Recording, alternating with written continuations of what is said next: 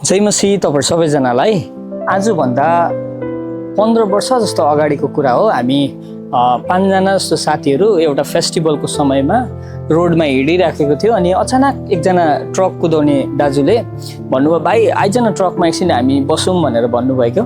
अनि हामी 5 जना जस्तो साथी थियो अनि त्यो ट्रकमा चढेपछि चाहिँ दाजु चाहिँ त्यो ट्रकमा जस्ट एउटा ड्राइभरलाई हेल्प गर्ने मात्र हुनुहुन्थ्यो, तर उहाँकोमा चाहिँ एउटा एक्स्ट्रा चाबी पनि रहेछ। अनि उहाँले चाहिँ गाडी स्टार्ट गर्नुभयो अनि गाडी स्टार्ट गरेर अलिक अगाडि लानुभयो अनि कुदाएको त कहिले पनि देखेको थिएन। अनि मेरो एकजना साथीले चाहिँ देवन जो अहिले आइआरबीमा ड्युटी गरिराख्नु भएको छ, उसले चाहिँ भन्यो, होइन भाइ हामी झर्नुपर्छ यो गाडीबाट भनेर भन्यो।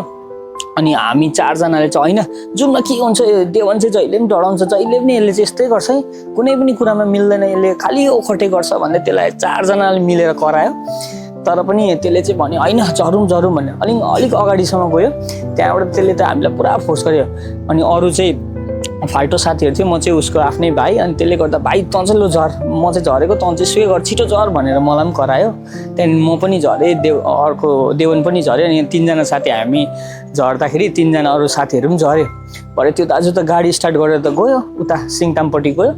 अनि जाँदै गर्दाखेरि त अनि हामीलाई पनि डर लाग्यो, ला कसरी गयो भने हामी पनि खोज्नु गयो, भेटेन। त्यहाँदेखि बेलुका घरमा आएर सुतेको। भरे भोलिपल्ट बिहान त सुन्नुमा आयो गाडी त एक्सिडेन्ट भएछ। अनि यति डरलाग्दो तल टिस्टा खोलामा गाडी त पुगेछ। अनि गाडी एकदमै डरलाग्दो कन्डिसनमा, अनि ड्राइभर चाहिँ कसो गरेर बाँच्नु भएछ। त्यो सुन्दाखेरि यति साह्रो डर लाग्यो, मन चाहिँ यति साह्रो डर लाग्यो, बुई त्यहाँ चढेको हुने। अनि यसो सोच्दै थिएँ, देवनको एउटा कुरा मान्नुले गर्दा चाहिँ साँच्चै हामी आजसम्म पनि जिउँदै छ भन्ने कुरालाई सोच्दै थिएँ क्या। अनि त्यो समयमा त मैले त प्रभुलाई पाएको थिइनँ, तर देवन चाहिँ एकदम म चाहिँ उसँगै सुत्थेँ। अनि उसले चाहिँ कन्टिन्यू प्रेयर गरिरहनु थियो, सधैँ प्रार्थना गरेको मैले देखिरहनु थियो। अनि आज आएर यसो फर्केर हेर्दै गर्दाखेरि चाहिँ त्यो प्रेयर गर्ने मान्छेसँग, प्रभुको नजिक बस्नेसँग मान्छेसँग हिँड्दै गर्दाखेरि चाहिँ कस्तो डरलाग्दो खतरा जोखिमबाट पनि बाँच्दो रहेछ भन्ने कुरालाई मैले सिक्दै थिएँ क्या।